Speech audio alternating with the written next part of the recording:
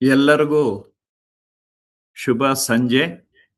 ಇಂದಿನ ಆನ್ಲೈನ್ ಉಪನ್ಯಾಸವನ್ನು ಅನುವು ಮಾಡಿಕೊಟ್ಟಂತಹ KTFನ ಪದಾಧಿಕಾರಿಗಳು ಹಾಗೂ ನನ್ನ ಕಿರುಪರಿಚಯವನ್ನು ಮಾಡಿಕೊಟ್ಟಂತಹ ನನ್ನ ಆಪ್ತ ಸ್ನೇಹಿತ ರೇವಣ್ಣನವರಿಗೆ ಈ ಮೂಲಕ ವಂದಿಸ್ತಾ, ಈಗಾಗಲೇ ಹಿಂದಿನ ತಿಂಗಳಲ್ಲಿ ಸೃಷ್ಟಿಯ ರಹಸ್ಯ, ರಚನೆ ಮತ್ತೆ ಅದರ ವೈಜ್ಞಾನಿಕ ಹಿನ್ನೆಲೆಯನ್ನು ಈಗ ಮತ್ತೆ ಮುಂದುವರಿಸ್ತಾ ಇದ್ದೀನಿ.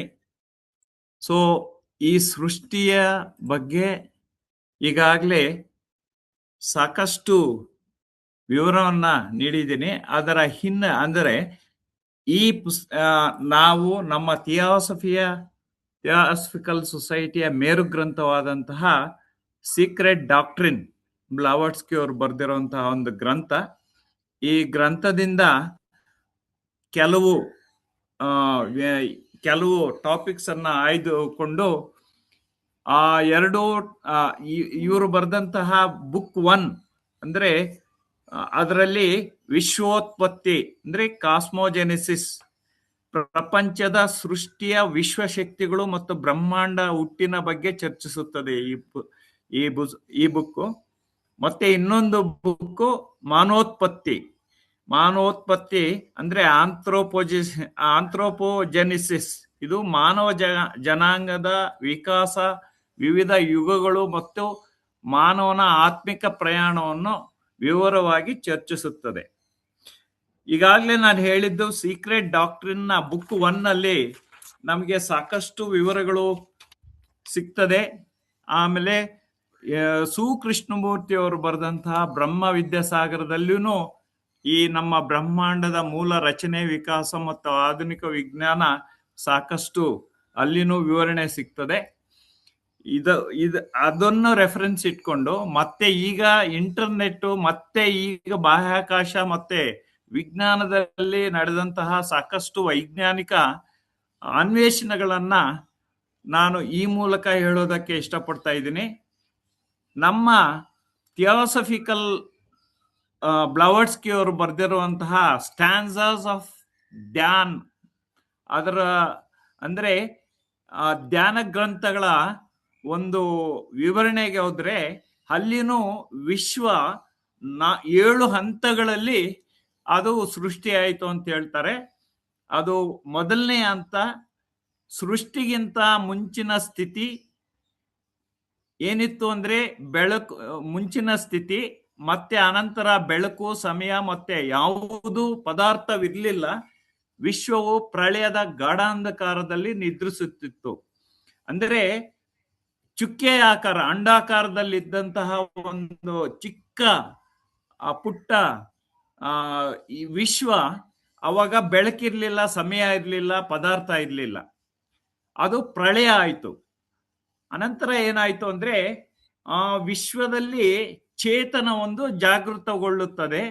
ಆ ಚೇತನವನ್ನ ನಾವು ಪೋಹತ್ ಎಂದು ಹೇಳ್ತೀವಿ ನಮ್ಮ ಆಧ್ಯಾತ್ಮದ ಪ್ರಕಾರ. ಸೊ ಅದು ಭೌತಿಕ ಶಕ್ತಿಯಾಗಿ ಪರಿವರ್ತಿಸಿ ವಿದ್ಯುತ್ ಕಾಂತಿಯ ಕ್ರಿಯಾಶೀಲವನ್ನು ಇಡೀ ಬ್ರಹ್ಮಾಂಡಕ್ಕೆ ಆವರಿಸಿತು. ಸೊ ಅದಾದ್ಮೇಲೆ ನಮಗ್ ಗೊತ್ತಿರುವಂಗೆ ಸಾಕಷ್ಟು ಆಕಾಶ ಗಂಗೆಗಳು ಹುಟ್ಕೊಂಡ್ವು. ಸೂರ್ಯ ಮತ್ತೆ ಇತರ ನಮ್ಮ ಗ್ರಹಗಳು ಮತ್ತೆ ಬೇರೆ ನಕ್ಷತ್ರ ಮಂಡಲಗಳೆಲ್ಲ ಹುಟ್ಕೊಂಡು ಗ್ರಹಗಳು ಕಕ್ಷೆಯಲ್ಲಿ ಸುತ್ತುವುದಕ್ಕೆ ಪ್ರಾರಂಭಿಸಿದವು. ಅನಂತರ ಜೀವ ವಿಕಾಸ ಆಯಿತು. ಅಂದ್ರೆ ಲಾಸ್ಟ್ ಸ್ಟೇಜ್, ಭೌತಿಕ ರೂಪಗಳಿಗೆ ಆಧ್ಯಾತ್ಮಿಕ ಚೇತನವನ್ನು ತುಂಬುವ ಹಂತ ಅದು ಸೃಷ್ಟಿಯ ಕೊನೆಯ ಹಂತ. ಸೊ ಅಲ್ಲಿ ಮಾನವನ ಆತ್ಮಿಕ ವಿಕಾಸಕ್ಕೆ ಸಾಕಷ್ಟು ವಿವರಣೆಯನ್ನು ನೀಡಿದ್ದಾರೆ. ಈಗ ಲಾಸ್ಟ್ ಕ್ಲಾಸ್ ನಾವು ಏನ್ ಹೇಳಿದೀನಿ ಅದರದ್ದು ಒಂದು ಸ್ಲೈಡ್ ನಾನು ಈ ಮೂಲಕ ಸ್ಲೈಡ್ ಮುಖಾಂತರ ನಾನು ತೋರಿಸೋದಕ್ಕೆ ಇಚ್ಛೆ ಪಡ್ತಾ ಇದ್ದೀನಿ. ಇದು ಬ್ರಹ್ಮಾಂಡದ ಮೂಲ ರಚನೆ ಮತ್ತು ವಿಕಾಸ, ಅದರ ಬಗ್ಗೆ ಆಧುನಿಕ ವೈಜ್ಞಾನಿಕ ಹಿನ್ನೆಲೆಯನ್ನ ಈ ಮೂಲಕ ಹೇಳೋದಕ್ಕೆ ಇಷ್ಟಪಡ್ತಾ ಇದ್ದೀನಿ. ಈ ಚಿತ್ರ ಈಗಾಗಲೇ ನಾನು ಲಾಸ್ಟ್ ಮಂತ್ ಅಲ್ಲಿ ಹೇಳಿದ್ದೀನಿ. ಬ್ರಹ್ಮಾಂಡದ ಮೂಲ ರಚನೆ ಇದು ಸಾಕಷ್ಟು ಅಂದ್ರೆ 19ನೇ ಶತಮಾನ, 20ನೇ ಶತಮಾನ ಮತ್ತು 21ನೇ ಶತಮಾನದಲ್ಲಿ ವೈಜ್ಞಾನಿಕವಾಗಿ ಸಾಕಷ್ಟು ಆವಿಷ್ಕಾರಗಳು ನಡೆದವು. ಅವಾಗ ಈ ಬ್ರಹ್ಮಾಂಡ ಯಾವ ರೀತಿ ಹುಟ್ಟಿತು ಅನ್ನೋದನ್ನ ಈ ಹಿನ್ನೆಲೆ ಹೇಳ್ತದೆ. ಸೊ ಬ್ರಹ್ಮಾಂಡದ ವಿಕಾಸ ಈಗಾಗಲೇ ನಮಗ್ ಗೊತ್ತಿರೋಂಗೆ 13.8 ಬಿಲಿಯನ್ ವರ್ಷಗಳ ಹಿಂದೆ ಮಹಾಸ್ಫೋಟ ಆಗಿ ಆ ಮೂಲಕ ಬ್ರಹ್ಮಾಂಡವು ಉಗಮವಾಗಿದೆ. ಆರಂಭದಲ್ಲಿ ಇದು ಅತ್ಯಂತ ಬಿಸಿಯಾದ ಶಕ್ತಿಯ ಒಂದು ಕಣವಾಗಿದ್ದು ಕಾಲಕ್ರಮೇಣ ತಂಪಾಗುತ್ತಾ ಕಣಗಳು ಉತ್ಪತ್ತಿಯಾದವು, ಅನಂತರ ನಕ್ಷತ್ರಗಳು ಉತ್ಪತ್ತಿಯಾದವು, ಅನಂತರ ಗ್ಯಾಲಾಕ್ಸಿಗಳು, ಅನಂತರ ಗ್ರಹಗಳು. ಈ ರೀತಿ ನಮ್ಮ ಇಡೀ ಬ್ರಹ್ಮಾಂಡ ರೂಪ ಆಯಿತು. ಸೊ ಇವೆಲ್ಲನೂ ಗುರುತ್ವಾಕರ್ಷಣೆಯ ಬಲದಿಂದಾಗಿ ಇಂದು ನಾವು ಕಾಣುವ ಸೌರವ್ಯೂಹಗಳು ಮತ್ತು ವಿಸ್ತಾರವಾದ ವಿಶ್ವದ ರಚನೆಯಾಗಿದೆ. ಸೊ ಇಲ್ಲಿನೂ ಬ್ರಹ್ಮಾಂಡದ ವಿಕಾಸದ ಪ್ರಮುಖ ಹಂತಗಳು. ಯಾಕೆಂದ್ರೆ ನಮ್ಮ ಬ್ರಹ್ಮವಿದ್ಯೆ ಗುಪ್ತ ವಿದ್ಯೆಯಲ್ಲಿನೂ ಈ ಪ್ರಮುಖ 7 ಹಂತಗಳು ಹೇಳಿದ್ದಾರೆ.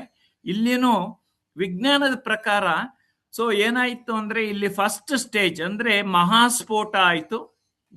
ಅದು ಕಲ್ಪನೆಗೆ ಮೀರಿದಂತಹ ಅತ್ಯಂತ ಹೆಚ್ಚಿನ ತಾಪಮಾನ ಮತ್ತು ಸಾಂದ್ರತೆಯುಳ್ಳ ಒಂದು ಬಿಂದು ಇತ್ತು. ಅದನ್ನ ಸಿಂಗ್ಯುಲಾರಿಟಿ ಅಂತೀವಿ. ಅನಂತರ ಅದು ಇದ್ದಕ್ಕಿದ್ದಂಗೆ ಎಕ್ಸ್ಪ್ಲೋಡ್ ಆಯ್ತು. ಸೊ ಎಕ್ಸ್ಪ್ಲೋಡ್ ಆಗಿ ಸುಮಾರು ಲಕ್ಷಾಂತರ ವರ್ಷಗಳ ಕಾಲ ಹಂಗೆ ಇದ್ದು ತಂಪಾಗ್ತದೆ ಅದು. ಆಮೇಲೆ ಕಣಗಳ ಸೃಷ್ಟಿ ಆಗ್ತದೆ, ಮತ್ತೆ ನಕ್ಷತ್ರಗಳು ಉದ್ಭವ ಆಗ್ತದೆ, ಮತ್ತೆ ಗ್ಯಾಲಾಕ್ಸಿಗಳ ಜನ್ಮ ಆಗ್ತದೆ. ಅನಂತರ ನಮ್ಮ ಸೌರವ್ಯೂಹ ಮತ್ತು ಗ್ರಹಗಳ ರಚನೆ ಆಯಿತು. ಸೊ ಈ ಒಂದು ವಿಶೇಷವಾದ 7 ಹಂತಗಳನ್ನ ನಾನು ಈ ಚಿತ್ರದ ಮೂಲಕ ಹೇಳೋದಕ್ಕೆ ಇಷ್ಟಪಡ್ತಾ ಇದ್ದೀನಿ. ತಮ್ಗೆಲ್ಲರಿಗೂ ಈ ಚಿತ್ರ ಕಾಣಿಸ್ತಾ ಇದೆ ಅಂತ ಕಾಣಿಸ್ತದೆ ನೋಡಿ. First stage it is actually explored ಆಗ್ತಾ ಇರೋ ಒಂದು ಚಿತ್ರನ ನೀವು ನೋಡ್ಬೋದು ಇದು ಎಡಭಾಗದಲ್ಲಿ. ಅನಂತರ ಏನಾಯ್ತು ಅಂದ್ರೆ ಕ್ವಾಂಟಮ್ ಫ್ಲಕ್ಚುಯೇಷನ್ ಅಂಡ್ ಇದೆಲ್ಲ ಇನ್ಫ್ಲೇಷನ್ ಅಂದ್ರೆ ವಿಸ್ತರಣೆ ಆಗಕ್ಕೆ ಎಕ್ಸ್ಪ್ಲೋರ್ಡ್ ಆಗಿ ವಿಸ್ತರಣೆ ಆಯ್ತು ನೋಡಿ. ಎಕ್ಸ್ಪ್ಲೋರ್ಡ್ ಆದ್ಮೇಲೆ ವಿಸ್ತರಣೆಗೆ ಸಾಕಷ್ಟು ಟೈಮ್ ತಗೊಳ್ತದೆ. ಆಮೇಲೆ ಪ್ರೋಟಾನ್ಗಳು ಉದ್ಭವ ಆಯ್ತು ಯಾವಾಗ 1 ಮೈಕ್ರೋ ಸೆಕೆಂಡ್ ಅಲ್ಲಿ. ಅನಂತರ ನ್ಯೂಕ್ಲಿಯರ್ ಫಿಷನ್ ಆಗಿ ಪರಮಾಣುಗಳು ಉತ್ಪತ್ತಿ ಆದವು. ಅನಂತರ ಕಾಸ್ಮಿಕ್ ಮೈಕ್ರೋವೇವ್ ಬ್ಯಾಕ್ ಗ್ರೌಂಡ್ ಇಂದ ಡಾರ್ಕ್ ಏಜಸ್ ಸ್ಥಾಪನೆ ಆಯ್ತು. ಅದಂತರ ಮತ್ತೆ ಸ್ಟಾರ್ಸ್ ಉದ್ಭವ ಆಯ್ತು, ಮತ್ತೆ ಗ್ಯಾಲಾಕ್ಸಿಗಳು ಉದ್ಭವ ಆಯ್ತು. ಈಗಿರುವ ವಿಶ್ವ 13.8 ಬಿಲಿಯನ್ ಇಯರ್ಸ್ ಅಲ್ಲಿ ನೋಡಿ ನಾವು ಈಗ ಇರುವ ಈ ಭೂಮಿ ಸೂರ್ಯಮಂಡಲ ಈ ಯೂನಿವರ್ಸ್ ಅಲ್ಲಿ ನಾವಿದ್ದೀವಿ ನೋಡಿ. ವಿವಿಧ ಚಿತ್ರಗಳು, ಯಾಕೆಂದ್ರೆ ಇದು ತುಂಬಾ ಸೈಂಟಿಫಿಕ್ ಇರೋದ್ರಿಂದ ಸಾಕಷ್ಟು ಚಿತ್ರಗಳನ್ನ ನಾನು ಇಲ್ಲಿ ನಿಮ್ ಮುಂದೆ ಇಡೋದಕ್ಕೆ ಪ್ರಯತ್ನ ಪಡ್ತಾ ಇದ್ದೀನಿ. ಯಾಕೆಂದ್ರೆ ಈಸಿಯಾಗಿ ಅರ್ಥ ಆಗ್ಬೇಕು ಅಂತ ನೋಡಿ. ಇನ್ನೊಂದು ಚಿತ್ರದಲ್ಲಿ ಆ ಸೂಜಿ ಒಂದು ಅಂದ್ರೆ ಅದರ ಈ ಮುಂದಿನ ಭಾಗ ಯಾವ ರೀತಿ ಇರ್ತದೋ ಆ ರೀತಿ ಇದ್ದಂತಹ ಒಂದು ವಿಶ್ವ ಅದು ಎಕ್ಸ್ಪ್ಲೋರ್ಡ್ ಆಗಿ ಅದು ಯಾವಾಗ within a no time 10⁻³ seconds ಅಂದ್ರೆ ಹೇಳಕ್ಕೆ ಆಗಲ್ಲ. ಆಮೇಲೆ 1 ಮೈಕ್ರೋ ಸೆಕೆಂಡ್ ಅಲ್ಲಿ ಈ ಉಪಕಣಗಳು ಅಂತೀವಿ. ಉಪಕಣಗಳು ಅಂದ್ರೆ ಎಲೆಕ್ಟ್ರಾನು, ಪ್ರೋಟಾನು, ನ್ಯೂಟ್ರಾನ್ಸ್ ಅವನ್ನೆಲ್ಲ ಉಪಕಣಗಳು. ಆ ಉಪಕಣಗಳು ಶಕ್ತಿಯ ಮುಖಾಂತರ ಜಾಯಿನ್ ಆಗಿ ಕ್ವಾರ್ಕ್ ಎನರ್ಜಿ ಅಂತೀವಿ ಅದರನ್ನ. ಆ ಶಕ್ತಿಯ ಮುಖಾಂತರ ಜಾಯಿನ್ ಆಗಿ ಫಸ್ಟ್ ನ್ಯೂಕ್ಲಿಯಸ್ ಹೀಲಿಯಂ ಮತ್ತೆ ಹೈಡ್ರೋಜನ್ ಸ್ಥಾಪನೆ ಆಯ್ತು. ಇದು ಆದ್ಮೇಲೆ ಸುಮಾರು 3,80,000 ವರ್ಷಗಳ ಆದ್ಮೇಲೆ ಆ ಲೈಟು ಕಾಣಿಸ್ಕೊಳ್ಳಕ್ಕೆ ಶುರು ಆಗ್ತದೆ. ಆ ಲೈಟ್ ಇಂದ ಆಟಮ್ಸ್ ಅಂದ್ರೆ ಹೀಲಿಯಮ್ಮು, ಹೈಡ್ರೋಜನ್ ಮತ್ತೆ ಆಟಮ್ಸ್ ಫಾರ್ಮೇಶನ್ ಆಗ್ತದೆ. ಆಟಮ್ಸ್ ಫಾರ್ಮೇಶನ್ ಆಗಿ ಮತ್ತೆ ಗುರುತ್ವಾಕರ್ಷಣೆ ಮತ್ತೆ ಈ ಲೈಟು ಅಂದ್ರೆ ಎನರ್ಜಿ ಫೋಹತ್ ಅಂತೀವಿ. ಆ ಎನರ್ಜಿಯಿಂದ ಸುಮಾರು 200 ಮಿಲಿಯನ್ ಇಯರ್ಸ್ ಆದ್ಮೇಲೆ ಮತ್ತೆ ಏನಾದ್ರೆ ಗ್ಯಾಸ್ ಡಸ್ಟ್ ಅಂದ್ರೆ ನೆಬುಲಾ ಅಂತ ನಾವೇನಂತೀವಿ ಈಗ, ನಿಹಾರಿಕೆಗಳು, ಆ ರೀತಿ ನೆಬುಲಾ ಫಾರ್ಮೇಶನ್ ಆಗ್ತದೆ. ನೆಬುಲಾ ಇಂದ ಗ್ಯಾಲಾಕ್ಸಿಗಳು ಅಂದ್ರೆ 400 ಮಿಲಿಯನ್ ಇಯರ್ಸ್ ಆದ್ಮೇಲೆ ಗ್ಯಾಲಾಕ್ಸಿಗಳು. ಆ ಗ್ಯಾಲಾಕ್ಸಿಯಲ್ಲಿ ನೋಡಿ, ಕೆಲವು ಕಡೆ ಸ್ಟಾರ್ಸ್ ಇದ್ದಂಗಿದೆ, ಆಮೇಲೆ ಆ ಗಾಢಾಂಧಕಾರವಾದಂತಹ ಒಂದು ಡಾರ್ಕ್ ಮ್ಯಾಟರ್ ಇದೆ, ಕಪ್ಪು ಪದಾರ್ಥ ಅಂತೀವಿ ಅದನ್ನ. ಮತ್ತೆ ಡಾರ್ಕ್ ಎನರ್ಜಿ, ಆ ಎನರ್ಜಿ ಕಾಣಿಸೋದಿಲ್ಲ, ಯಾಕೆಂದ್ರೆ ಅಷ್ಟು ಕಪ್ಪು ಪದಾರ್ಥಗಳು ಇದ್ರೆ ಈ ಲೈಟ್ ಅನ್ನ ಹೀರ್ಕೊಳ್ತದೆ. ತದನಂತರ ಈಗ 13.8 ಬಿಲಿಯನ್ ಇಯರ್ಸ್ ಆದ್ಮೇಲೆ ನಾವಿರುವ ಈ ಜಗತ್ತು ಸೃಷ್ಟಿಯಾಯಿತು.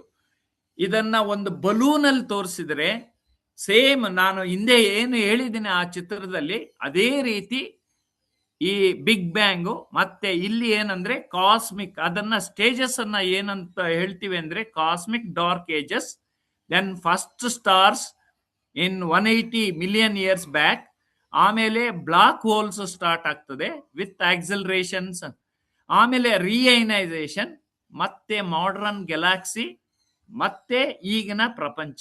ನೋಡಿ, ಅದು ಒಂದು ಬಲೂನ್ ಅಂದ್ರೆ ಒಂದು ಬುಡ್ಡೆ ನಾವು ಯಾವ ರೀತಿ ಊದಿದಾಗ ಪ್ರಪಂಚ ಚಿಕ್ಕದಾಗಿದ್ದಿದ್ದು ಎಷ್ಟು ದೊಡ್ಡದಾಗಿ ವಿಶಾಲ ಆಗ್ತದೆ ಅನ್ನೋದನ್ನು ತೋರಿಸ್ತಾ ಇದೆ ಈ ಚಿತ್ರ.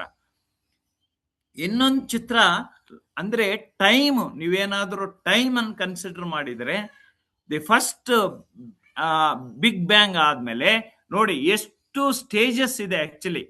ಉಪಕಣಗಳಿಂದ ಮತ್ತೆ ಆಟಮ್ಸ್ ಮತ್ತೆ ಉಪಕಣಗಳಾಗ್ತದೆ, ಉಪಕಣಗಳಿಂದ ಲೈಟು, ಮತ್ತೆ ಗ್ರಾವಿಟೇಷನ್ ಫೋರ್ಸ್ ಇಂದ ಮತ್ತೆ ಅಯನೈಸೇಷನ್ ರಿಯೈನೈಸೇಷನ್, ಆಮೇಲೆ ಸ್ಟಾರ್ಸು, ಆಮೇಲೆ ನಮ್ಮ ಈಗಿನ ಪ್ರಪಂಚ.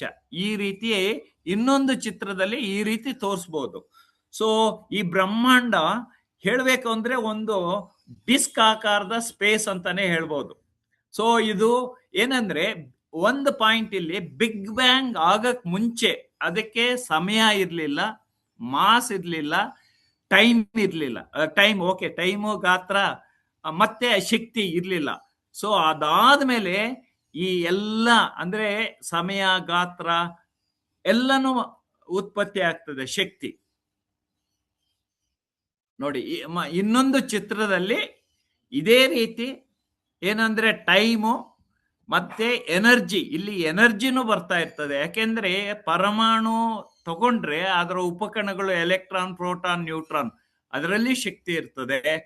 ಪರಮಾಣುವನ್ನು ವಿಭಜನೆ ಮಾಡಿ ಮತ್ತೆ ವಿದಳನ ಮಾಡಿ ಮತ್ತೆ ಸಂಯೋಜನೆ ಮಾಡಿದಾಗ ಸಾಕಷ್ಟು ಶಕ್ತಿಗಳು ಉತ್ಪತ್ತಿ ಆಗ್ತದೆ. ಆ ಶಕ್ತಿಗಳನ್ನ ಇಲ್ಲಿ ಸೈನ್ ವೇವ್ ತರ ನಾವು ರೆಪ್ರೆಸೆಂಟ್ ಮಾಡ್ತೀವಿ. ಸೊ ಆಮೇಲೆ ಈ ಸೆಂಟರ್ ಭಾಗದಲ್ಲಿ ನಾವು ಏನ್ ನೋಡ್ತೀವಿ, ಈ ಸೆಂಟರ್ ನೋಡಿ, ಅಲ್ಲಿ ಪರಮಾಣುಗಳ ರಚನೆ ಆಗ್ತದೆ.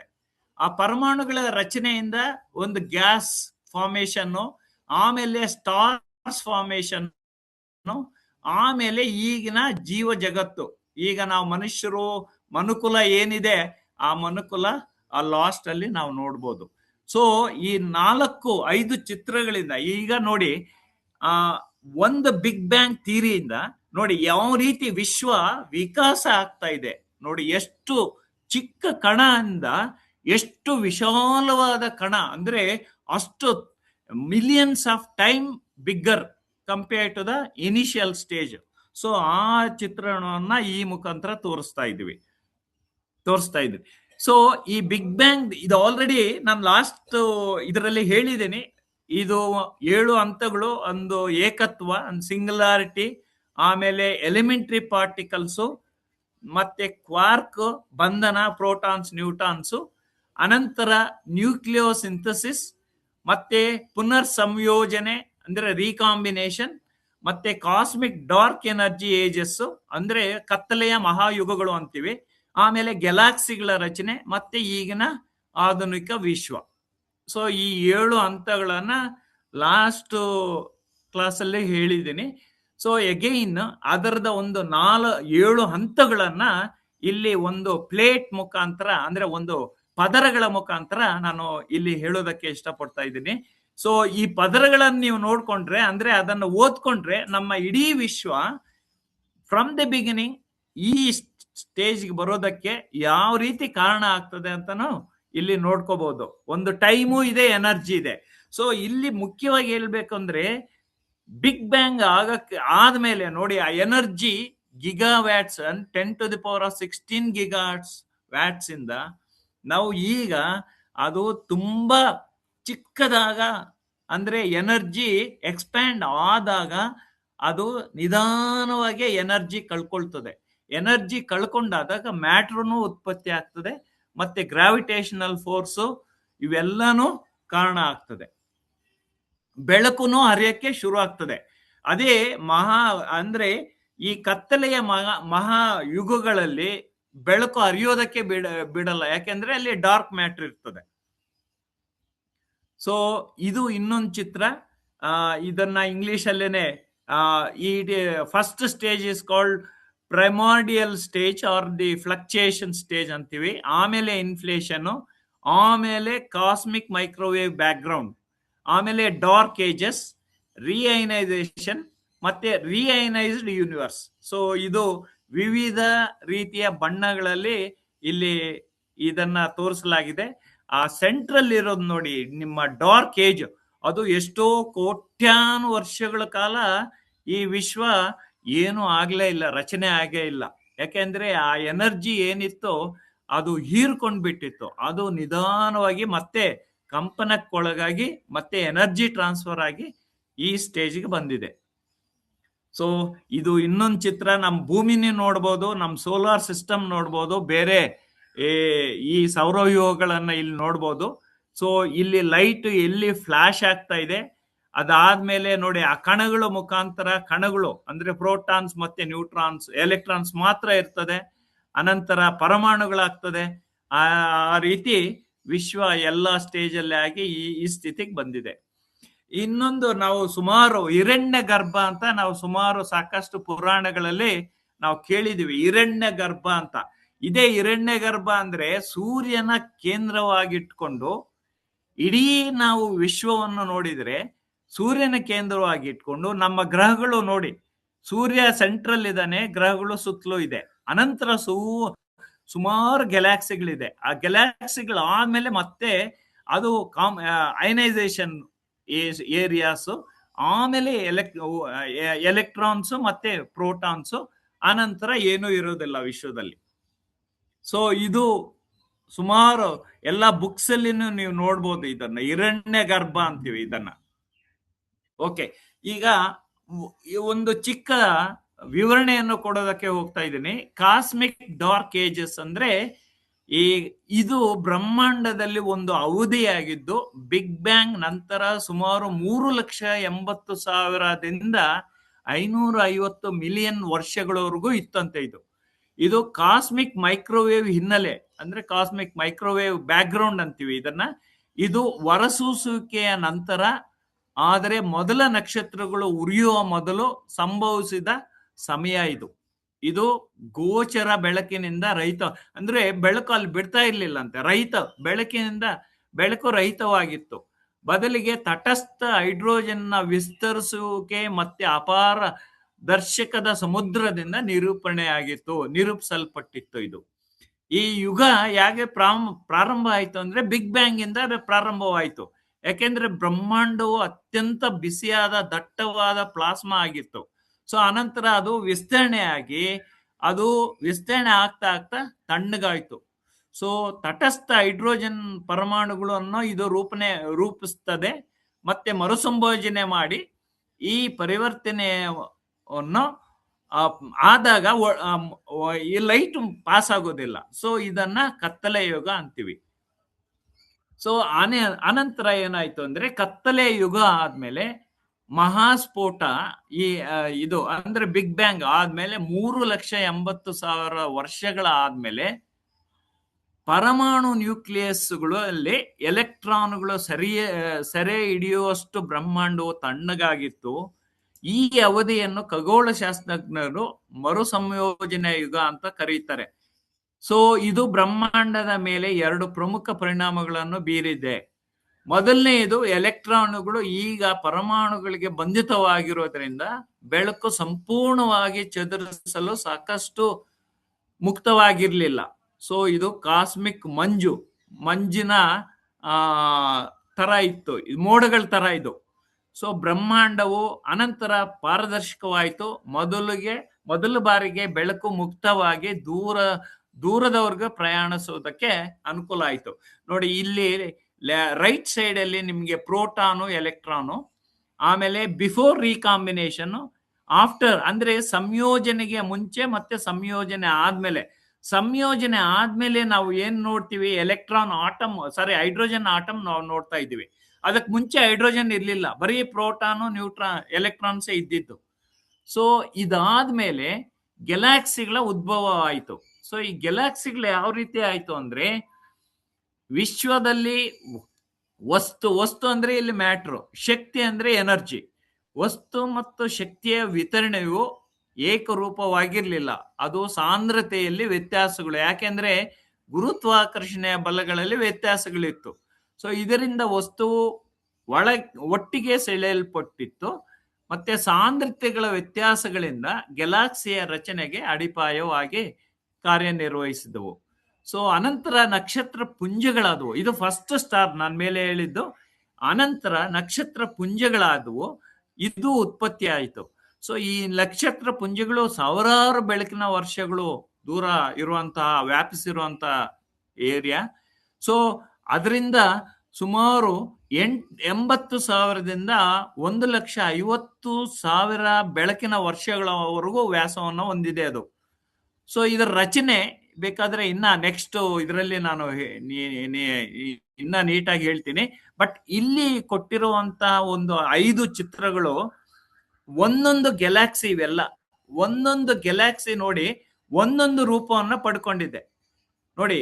ಅದು ಇವೆಲ್ಲ ಹಬಲ್ ಟೆಲಿಸ್ಕೋಪ್ ಇಂದ ಈ ಚಿತ್ರಗಳನ್ನ ಸೆರೆ ಹಿಡಿದಿದ್ದಾರೆ.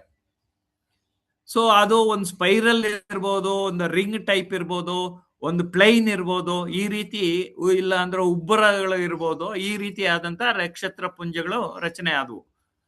ಇದಾದ ನಂತರ ನ್ಯೂಕ್ಲಿಯೋಸಿಂಥಸಿಸ್. ಇದು ನ್ಯೂಕ್ಲಿಯೋಸಿಂಥಸಿಸ್ ಈ ಲಾಸ್ಟ್ ಟೈಮ್ ಹೇಳಿದೆ. ಆಕ್ಚುಲಿ ಕೆಳಗಡೆ ನೋಡಿದ್ರೆ ನೋಡಿ, ಫಸ್ಟ್ ಪ್ರೋಟಾನ್ ಇರ್ತದೆ, ಆಮೇಲೆ ನ್ಯೂಟ್ರಾನು. ಪ್ರೋಟಾನು ನ್ಯೂಟ್ರಾನು ಎರಡೂ ಸಂಯೋಜನೆ ಆದ್ರೆ ಡ್ಯೂಟರಿಮ್ ಆಗ್ತದೆ. ಸೊ ಡ್ಯೂಟರಿಮ್ಗೆ ಒಂದು ಮತ್ತೆ ನ್ಯೂಟ್ರಾನ್ ಏನಾದ್ರೂ ಮತ್ತೆ ಸಂಯೋಜನೆ ಆದ್ರೆ ಟ್ರೀಟಿಯಂ ಆಗ್ತದೆ. ಟ್ರೀಟಿಯಂಗೆ ಮತ್ತೆ ಇನ್ನೊಂದು ಪ್ರೋಟಾನ್ ಸಂಯೋಜನೆ ಆದ್ರೆ ಹೀಲಿಯಂ. ನೋಡಿ, ಈಗ ಇಡೀ ವಿಶ್ವದಲ್ಲೇ ಹೀಲಿಯಂ, ಈವನ್ ನಮ್ಮ ಸೂರ್ಯಮಂಡಲದಲ್ಲಿ ಬರೀ ಹೀಲಿಯಂ ಹೈಡ್ರೋಜನ್ ಎರಡೇ ಆಟಮ್ಸ್ ಇರೋದು.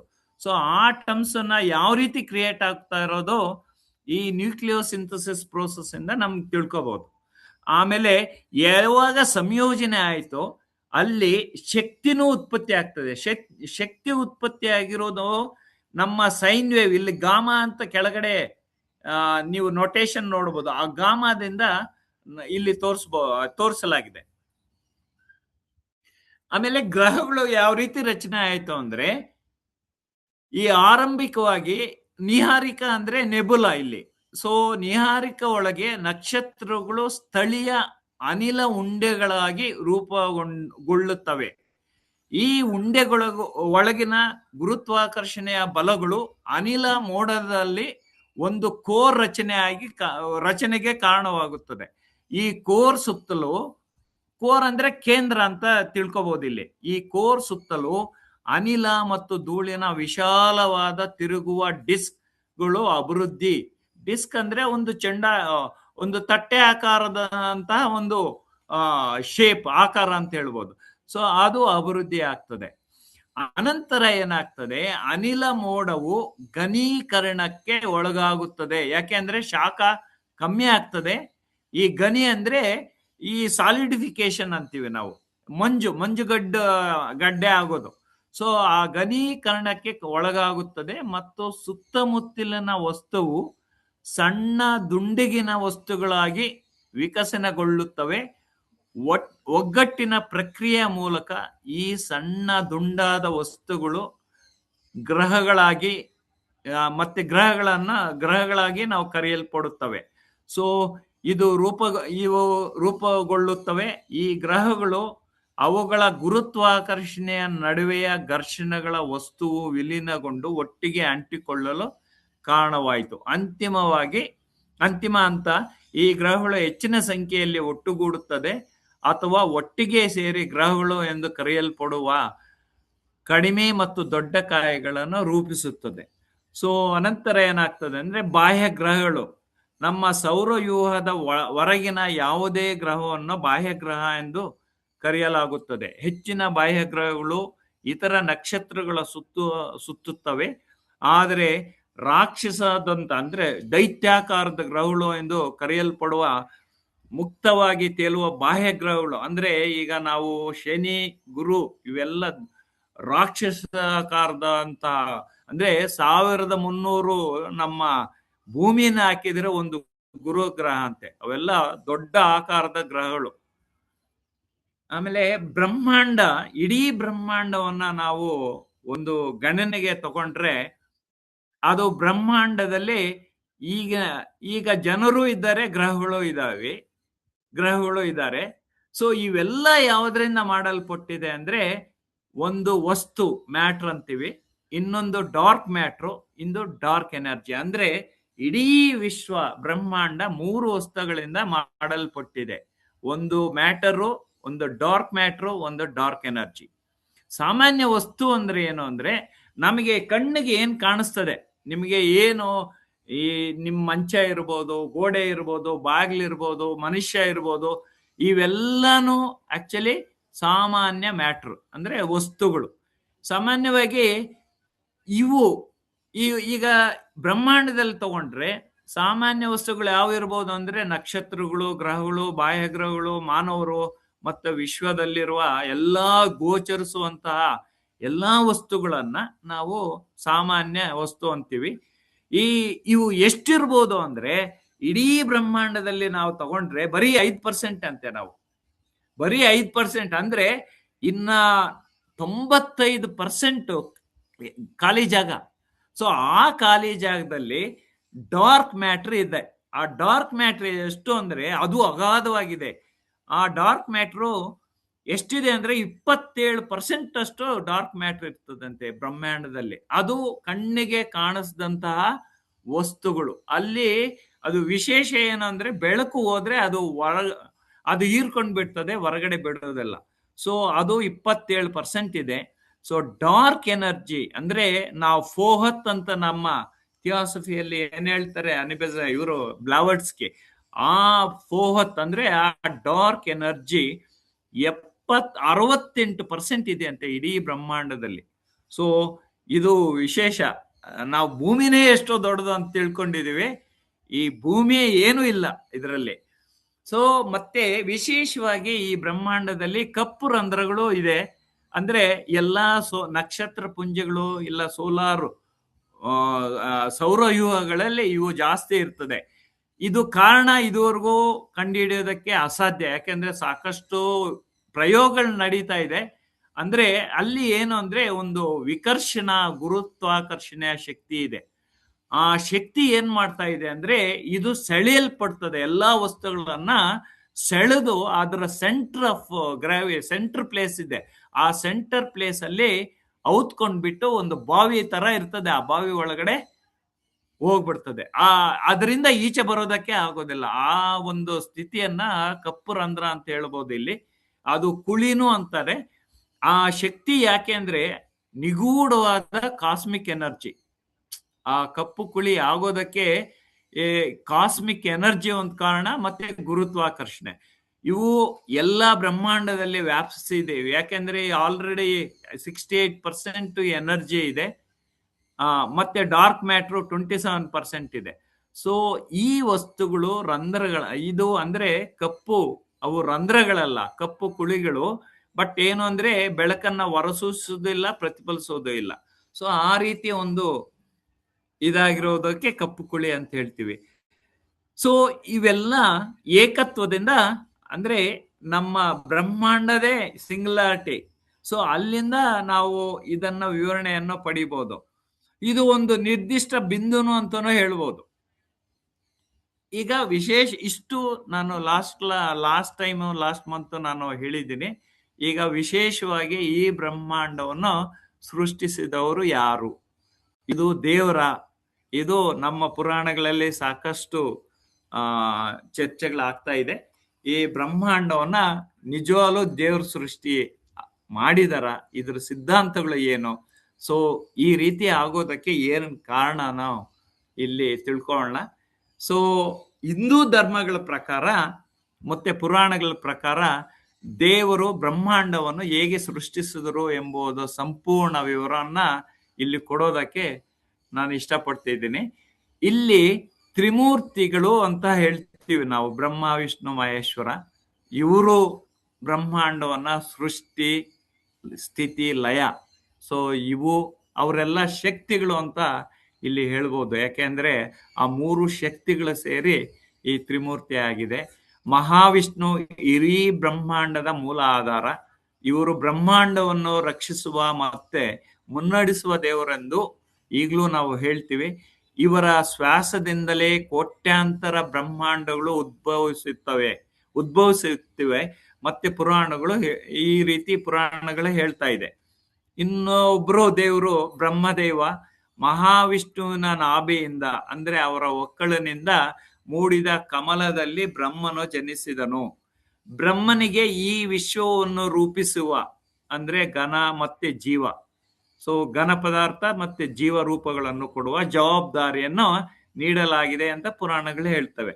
ಮತ್ತೆ ಶಿವ ಮಹೇಶ್ವರ ಕಾಲಚಕ್ರದ ಕೊನೆಯಲ್ಲಿ ಸೃಷ್ಟಿಯಾದ ಇಡೀ ವಿಶ್ವವನ್ನು ತನ್ನ ತಾಂಡವ ನೃತ್ಯದ ಮೂಲಕ ಲಯಗೊಳಿಸಿ ಅಂದ್ರೆ ಅಳಿಸ್ಬಿಟ್ಟು ಮತ್ತೆ ಹೊಸ ಸೃಷ್ಟಿಗೆ ದಾರಿ ಮಾಡಿಕೊಡುತ್ತಾನೆ ಅಂತ ನಮ್ಮ ಇವೆಲ್ಲ ಮಾಡೋದಕ್ಕೆ ಒಂದು ಆದಿಶಕ್ತಿ ಮತ್ತೆ ಆದಿನಾದ ಅಂತಿದೆ. It is actually an energy, that is cosmic ಎನರ್ಜಿನ ಅಂತ ಹೇಳ್ತೀವಿ. ಮತ್ತೆ ಕಾಸ್ಮಿಕ್ ಸೌಂಡ್, ಈ ಓಂಕಾರ ಇಡೀ ಸೃಷ್ಟಿಯನ್ನ ಸುಮಾರು ಗ್ರಂಥಗಳು ಓಂಕಾರದಿಂದ ಆವರಿಸಿದೆ ಅಂತ ಹೇಳ್ಬೋದು. ಯಾಕೆಂದ್ರೆ ಎಲ್ಲಾ ಚಲನೆಯಲ್ಲಿಂತ ಇರುವಂತಹ ಈ ಮ್ಯಾಟರ್ಸ್ ಅಂದ್ರೆ ಈ ವಸ್ತುಗಳು, ಸೊ ಅದಕ್ಕೆ ಒಂದು ಶಕ್ತಿ ಇರ್ತದೆ. ಮತ್ತೆ ಕಂಪನ ಅಂದ್ರೆ ಯಾವಾಗ ವೈಬ್ರೇಟ್ ಆಗ್ತಾ ಇರ್ತದೆ. ಸೊ ಈ ವೈಬ್ರೇಷನ್ ಇಂದ ಹೋಮ್ ಶಕ್ತಿ ಅಂದ್ರೆ ಹೋಮ್ ಅನ್ನುವ ಧ್ವನಿ ಆಚೆ ಬರ್ತಾ ಇದೆ ಅಂತ ಪುರಾಣಗಳು ಹೇಳ್ತದೆ.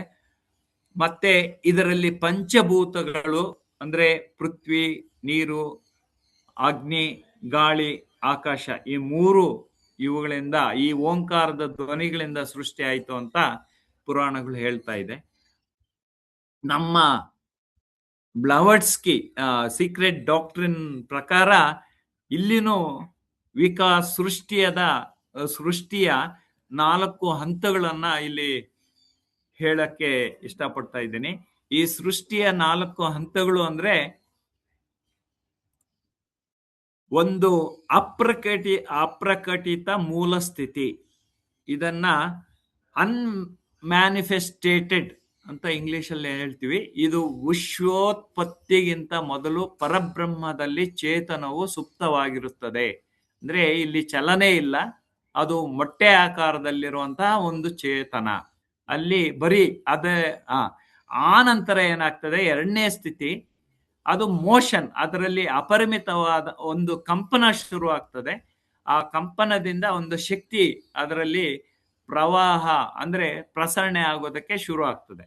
ಸೊ ಆ ನಂತರ ಈ ಫೋಹತ್, ಇದು ಫೋಹತ್ ಅಂದ್ರೆ ಶಕ್ತಿ, ಆ ಪ್ರವೇಶ ಆಗಿ ಅದರಲ್ಲಿ ಆ ವಸ್ತುವಿನಲ್ಲಿ ಚೇತನ ಮತ್ತೆ ಮೂಲ ಧಾತುಗಳು ಉತ್ಪತ್ತಿ ಆಗೋದಕ್ಕೆ ಶುರು ಆಗ್ತದೆ. ಸೊ 4ನೇ ಹಂತ ಏನು ಅಂದ್ರೆ ಆಕಾಶ ಮತ್ತೆ ಮೂಲ ಧಾತುಗಳ ರಚನೆ ಆಯಿತು. ಸೂಕ್ಷ್ಮ ಧಾತುಗಳು ಅಂದ್ರೆ ಈತರಿಂದ ವಿಶ್ವದ ಜಾಮಿತಿಯ ರೂಪಗಳು, ಅಂದ್ರೆ ಜಾಮಿತಿ ಅಂದ್ರೆ ನಾವು ಏನ್ ನೋಡುವಂತಹ ಒಂದು ಬ್ರಹ್ಮಾಂಡ, ಸೂರ್ಯ, ಚಂದ್ರ, ಭೂಮಿ, ಆ ರೀತಿ ರೂಪಗಳು ಶುರುವಾದವು. ಆ ನಂತರ ಗ್ರಹ ಮತ್ತೆ ಸೌರಮಂಡಲಗಳ ಸೃಷ್ಟಿ ಆಯ್ತು. ಅಂದ್ರೆ ಮೂಲಧಾತು ಇಲ್ಲಿ 4ನೇದು ಮೂಲಧಾತು ಅಂದ್ರೆ ಫಸ್ಟ್ ಸ್ಟಾರ್ಸ್. ಆವಾಗ ಇನ್ನ ವಿಶ್ವ ಸೃಷ್ಟಿ ಆಗಿರಲ್ಲ, ಫಸ್ಟ್ ಸ್ಟಾರ್ಸ್ ಅಂತೀವಿ. ಅನಂತರ ಬರೋದು ಗ್ರಹ ಮತ್ತೆ ಸೌರಮಂಡಲಗಳ ಸೃಷ್ಟಿ. ನಕ್ಷತ್ರಗಳು, ಸೂರ್ಯ ಮತ್ತೆ ಗ್ರಹಗಳು ಉತ್ಪತ್ತಿ ಆದವು. ಮತ್ತೆ ಅವು ಕಕ್ಷೆಯ ಸುತ್ತಕ್ಕೆ ಶಕ್ತಿ ಬರ್ತದೆ. ಸೊ ಮತ್ತೆ 6ನೇದು ಭೌತಿಕ ರೂಪದ ಉಚ್ಛ್ರಾಯ ಸ್ಥಿತಿ ಅಂದ್ರೆ ಮೆಟೀರಿಯಲಿಸ್ಟಿಕ್ ವರ್ಡ್. ಚೇತನವು ಗರಿಷ್ಠ ಮಟ್ಟದ ಭೌತಿಕ ಕವಚಗಳನ್ನು ಧರಿಸಿ ಸ್ಥೂಲ ರೂಪವನ್ನು ಪಡೆಯುತ್ತದೆ. ಸೊ 7ನೇ ಹಂತ ಅಂದ್ರೆ ಇನ್ವಲ್ಯೂಷನ್ ಮತ್ತೆ ಎವಲ್ಯೂಷನ್. ಭೌತಿಕ ಸ್ಥಿತಿಯಿಂದ ಮತ್ತೆ ಚೇತನವು ಅನುಭವಗಳ ಮೂಲಕ ತನ್ನ ಮೂಲ ಆಧ್ಯಾತ್ಮಿಕ ಉನ್ನತಿಗೆ ಏರಲು ತೊಡಗುತ್ತದೆ. ಈ ಕಡೆ ಚಿತ್ರನು ನೋಡ್ಬೋದು, ಸೀಕ್ರೆಟ್ ಡಾಕ್ಟರ್ನ ವಿಶ್ವೋತ್ಪತ್ತಿಯ ಚಿತ್ರ. ಅದು ನಮ್ಮ ವಿಜ್ಞಾನದ ಚಿತ್ರಕ್ಕಿಂತ ಅಂದ್ರೆ ಕೋರಿಲೇಷನ್ ಇದೆ ನೋಡಿ. ನೀವು ನಕ್ಷತ್ರ ನೋಡ್ಬೋದು, ಗ್ರಹ ಮಂಡಲ ನೋಡ್ಬೋದು, ಆಮೇಲೆ ಸುರುಳಿ ಆಕಾರದಂತ ಒಂದು ಸೌರಮಂಡಲ ನೋಡ್ಬೋದು. ಆ ಮೇಲೆ ಕಣಗಳು, ಶಕ್ತಿ ಅಂದ್ರೆ ಲೈನ್ಸ್ ಏನೇನ್ ಕಾಣಿಸ್ತಾ ಇದೆ ಅವು ಶಕ್ತಿ ರೂಪದಲ್ಲಿ ವಿಶ್ವದಿಂದ ಬರ್ತಾ ಇರುವಂತ ಕಾಸ್ಮಿಕ್ ಎನರ್ಜಿ. ಸೊ ಅವೆಲ್ಲ ಈ ಚಿತ್ರದಲ್ಲಿ ನೀವು ನೋಡ್ಬೋದು. ಸೊ ಅದು ಥಿಯಾಸಫಿಕಲ್ ನಮ್ಮ ಎಲ್ಲ ಗ್ರಂಥಗಳಲ್ಲೂ ಆ ಚಿತ್ರ ಇದೆ.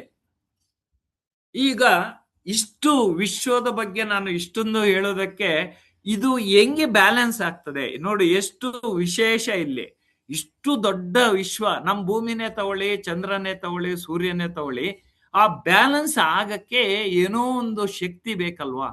ಸೊ ಈ ಶಕ್ತಿ, ಈ 4 ಶಕ್ತಿಗಳಿಂದ ಅದು ಸಾಧ್ಯ ಅಂತ ಹೇಳ್ತದೆ.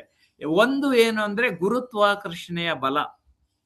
ಯಾಕೆಂದ್ರೆ ಯಾವುದೇ ವಸ್ತು ಒಂದು ದ್ರವ್ಯರಾಶಿಯನ್ನ, ಅಂದ್ರೆ ಅದು ಮಾಸ್ ಇದ್ರೆ ಆ ಮಾಸಿಂದ ಗುರುತ್ವಾಕರ್ಷಣೆಯ ಶಕ್ತಿ ಬರ್ತದೆ. ಈಗ ಭೂಮಿ ಚಂದ್ರನ ಯಾಕೆ ಹೇಳ್ಕೊಳ್ತದೆ? ಭೂಮಿ ಮಾಸ್ ಜಾಸ್ತಿ ಇದೆ, ಚಂದ್ರನ ಮಾಸ್ ಕಮ್ಮಿ ಇದೆ.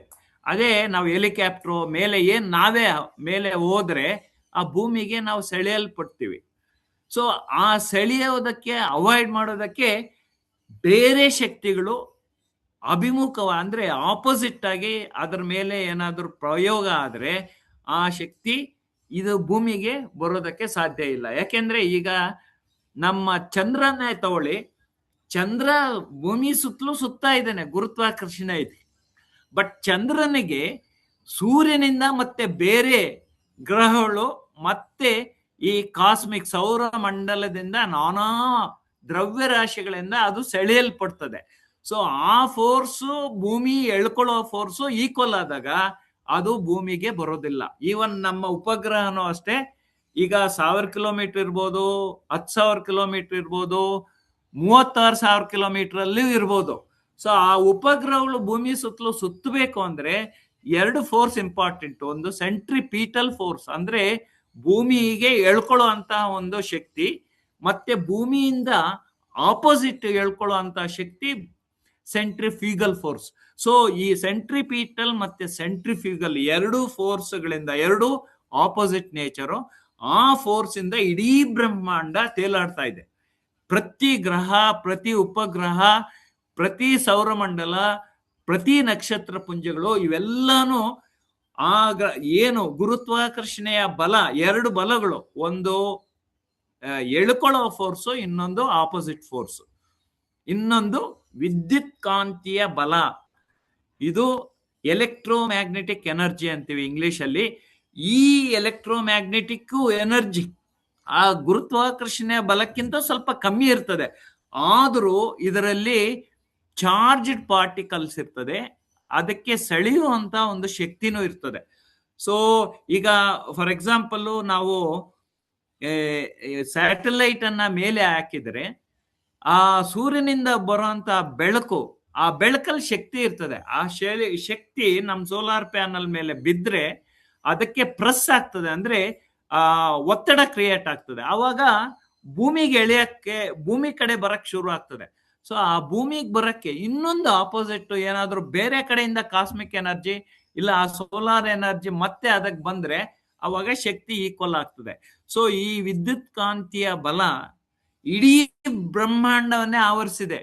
ಇದು ಯಾವ ಕಡೆ ಡೈರೆಕ್ಷನ್ ಬರ್ತಾ ಇದೆ ಅದು ಹೇಳೋದಕ್ಕೆ ಆಗಿದ್ದಿಲ್ಲ.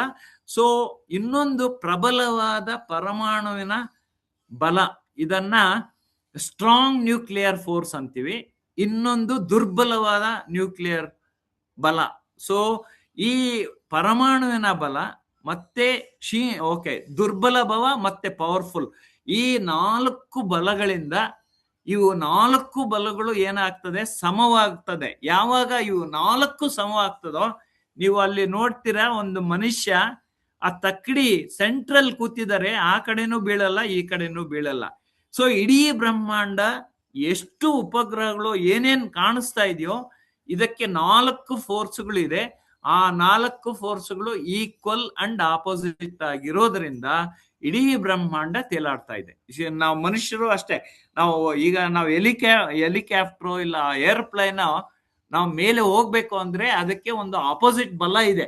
ಇಂಜಿನ್ ಆನ್ ಆಗ್ತದೆ, ಹೆಲಿಕಾಪ್ಟರ್ ಅಲ್ಲಿ ಇಂಜನ್ಸ್, ಅದು ಯಾವಾಗ ಇಂಜಿನ್ ಆಫ್ ಆಗೋಗ್ತದೆ ಬಿದ್ದೋಗ್ತಿವಿ. ಆ ರೀತಿ ಒಂದು ಆಪೋಸಿಟ್ ಬಲ ಇದ್ರೆ ನಾವು ಬ್ರಹ್ಮಾಂಡದಲ್ಲಿ ತೇಲಾಡ್ಬೋದು. ಸೊ ಈ ಬ್ರಹ್ಮಾಂಡದ ಈ 4 ಬಲಗಳನ್ನ ನೋಡಿ, ಒಂದು ಗುರುತ್ವಾಕರ್ಷಣೆ ಬಲ, ಒಂದು ಮ್ಯಾಗ್ನೆಟಿಕ್ ಫೋರ್ಸು, ಒಂದು ವೀಕ್ ನ್ಯೂಕ್ಲಿಯರ್ ಫೋರ್ಸು, ಒಂದು ಸ್ಟ್ರಾಂಗ್ ನ್ಯೂಕ್ಲಿಯರ್ ಫೋರ್ಸು ಈ ಚಿತ್ರದಲ್ಲಿ ತೋರಿಸಿದ್ದೀನಿ. ಇದನ್ನೇ ಇವನ್ ಲಾಸ್ಟ್ ಟೈಮನ್ನು ನಾನು ತೋರಿಸಿದ್ದೆ, ಎಲೆಕ್ಟ್ರೋಮ್ಯಾಗ್ನೆಟಿಕ್ ಎನರ್ಜಿ. ಈ ಚಿತ್ರಗಳಲ್ಲಿ ನಾವು ಈ ಬಲಗಳನ್ನ ನಾವು ನೀಟಾಗಿ ನೋಡ್ಬೋದು. ಸೊ ಇದ್ರ ಜೊತೆಗೆ ನ್ಯೂಟನ್ಸ್ನ ಸಾಪೇಕ್ಷ ಸಿದ್ಧಾಂತ ಅಂತ, ಸೊ ಅದನ್ನು ಇಲ್ಲಿ ಅಂದ್ರೆ ಅದು ಗ್ರಾವಿಟೇಷನಲ್ ಫೋರ್ಸೇ, ಅದು ಸಾಪೇಕ್ಷ ಸಿದ್ಧಾಂತ. ಅದನ್ನು ಇಲ್ಲಿ ಈ ಎಲ್ಲಾ ಬಲಗಳಿಂದ ನಾವು ಇಡೀ ಬ್ರಹ್ಮಾಂಡದಲ್ಲಿ ತೇಲಾಡೋದಕ್ಕೆ ಸಾಧ್ಯ. ಹಿಂದೂ ಪುರಾಣಗಳ ಪ್ರಕಾರ ಈ ಕಾಸ್ಮಿಕ್ ಅಂದ್ರೆ ಇಡೀ ಬ್ರಹ್ಮಾಂಡದ ಸೃಷ್ಟಿ ಮತ್ತೆ ವಿನಾಶ ಅಂದ್ರೆ ಈ ಕಾಲ ತಗೊಂಡ್ರೆ, ಟೈಮ್ ತಗೊಂಡ್ರೆ ಯಾವ ರೀತಿ ಇರ್ತದೆ ಅಂತ. ಸೊ ಹಿರಣ್ಯ ಗರ್ಭ ನೀವು ಆಗ್ಲೇ ನೋಡಿದ್ರಿ. ಆಕ್ಚುಲಿ ಆ ಚಿತ್ರದಲ್ಲಿ ಒಂದು ಚಿನ್ನದ ಮೊಟ್ಟೆ ಅಂತಿರೋ ಒಂದು ಹಿರಣ್ಯ ಗರ್ಭದಲ್ಲಿ ಪ್ರಕಟ ಆಗಿ ನಾವೆಲ್ಲ, ಸೊ ಅದ್ರ ಒಡೆಯ ಆಕಾಶ ಭೂಮಿ ಸೃಷ್ಟಿ ಆಯ್ತು ಎಲ್ಲ ಋಗ್ವೇದ ಹೇಳ್ತದೆ. ಸೊ ಅಲ್ಲಿ ಅಂದ್ರೆ ಸಿಂಗ್ಯುಲಾರಿಟಿಯಿಂದ ನಾವೆಲ್ಲ ಆಚೆ ಬಂದ್ವು. ಸೊ ಇದಕ್ಕೆ ಒಂದು ಕಲ್ಪ ಇದೆ, ಕಾಲ ಇದೆ. ಸೊ ಅದನ್ನ ಇಲ್ಲಿ ಒಂದು ಮಹಾಕಲ್ಪ ಮತ್ತು ಯುಗಗಳು. ಬ್ರಹ್ಮಾಂಡದ ಆಯುಸ್ಸು ಬ್ರಹ್ಮನ ಒಂದು ಹಗಲು, ಬ್ರಹ್ಮಾಂಡದ ಆಯುಸ್ಸು ಬ್ರಹ್ಮನ ಒಂದು ಹಗಲು. ಅಂದ್ರೆ ಒಂದು ಹಗಲು ಬಂದು 4.32 ಬಿಲಿಯನ್ ಇಯರ್ಸ್. ಬಿಲಿಯನ್ ಇಯರ್ಸ್ ಅದು ಭೂಮಿಯ ವರ್ಷಗಳು ಅಂತ ಹೇಳ್ಬೋದು. ಯಾಕೆಂದ್ರೆ ಭೂಮಿ 365 ದಿನಗಳಾದ್ರೆ ಭೂಮಿಯ ವರ್ಷ.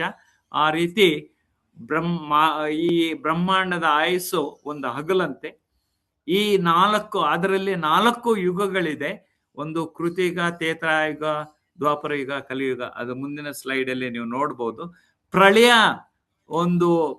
ಅಂದ್ರೆ ಏನು ಅಂದ್ರೆ ಬ್ರಹ್ಮನ ರಾತ್ರಿಯ ಸಮಯದಲ್ಲಿ ಇಡೀ ಬ್ರಹ್ಮಾಂಡ ನಾಶವಾಗಿ ಮತ್ತೆ ಬ್ರಹ್ಮನಿಗೆ ಲೀನವಾಗುತ್ತದೆ.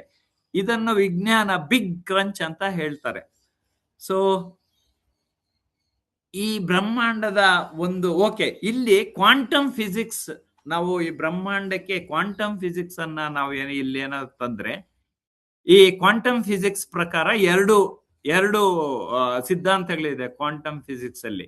ಒಂದು ರೆಸ್ಪಾನ್ಸ್ ಎ, ಅದು ಏನ್ ಹೇಳ್ತದೆ ಅಂದ್ರೆ ಕ್ವಾಂಟಮ್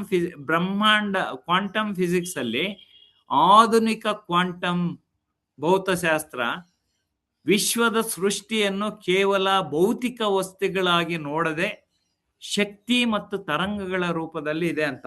ಇಡೀ ವಿಶ್ವ ಅದು ವಸ್ತು ಅಲ್ಲ, ಅದು ಶಕ್ತಿ ಮತ್ತು ತರಂಗಗಳಿಂದ ರಚಿಸಲ್ಪಟ್ಟಿದೆ ಅಂತ ಹೇಳ್ತಾರೆ. ಆದ್ರೆ ನಮ್ಮ ಪ್ರಾಚೀನ ಭಾರತದ ವೇದಾಂತಗಳು ಏನ್ ಹೇಳ್ತವೆ, ಇದು ವೇದಾಂತ ಮತ್ತು ಶಕ್ತಿ ಕಲ್ಪನೆಗೆ ಆಶ್ಚರ್ಯಕರವಾಗಿ ಅಂದ್ರೆ ಆಶ್ಚರ್ಯ ಪಡ್ತಾರೆ ಅಂತ ಈ ಸಿದ್ಧಾಂತ, ನಮ್ಮ ವೇದಾಂತ. ಇನ್ನೊಂದು ಏನ್ ಹೇಳ್ದ, ಕ್ವಾಂಟಮ್ ಫ್ಲಕ್ಚುಯೇಷನ್. ಸೊ ವಿಜ್ಞಾನದ ಪ್ರಕಾರ ಬಿಗ್ ಬ್ಯಾಂಗ್ಗಿಂತ ಮುಂಚೆ ಸಂಪೂರ್ಣ ಶೂನ್ಯತೆ ಇರ್ಲಿಲ್ಲ ಅಂತ ಹೇಳ್ತಾರೆ.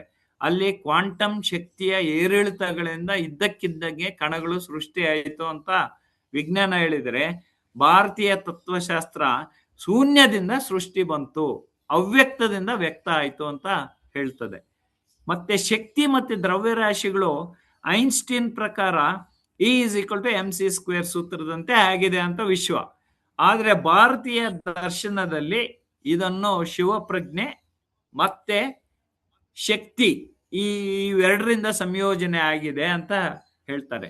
ಇನ್ನೊಂದು ರೆಸ್ಪಾನ್ಸ್ ಬಿ ಯಲ್ಲಿ ಸೇಮ್ ವಿಶ್ವದ ಮೂಲ ಸ್ವರೂಪವನ್ನ ಶಕ್ತಿ ಮತ್ತು ಪ್ರಜ್ಞೆಯ ಕಾನ್ಶಿಯಸ್ ಅಲ್ಲಿ ಹೇಳ್ಬೋದು. ಸೊ ವೇದಾಂತದಲ್ಲಿ ಇದನ್ನ ಬ್ರಹ್ಮನ್ ಅಂತ ಹೇಳ್ತೀವಿ, ಇಲ್ಲ ಅಂದ್ರೆ ಅವ್ಯಕ್ತ ಸ್ಥಿತಿ ಅಂತ ಹೇಳ್ತೀವಿ.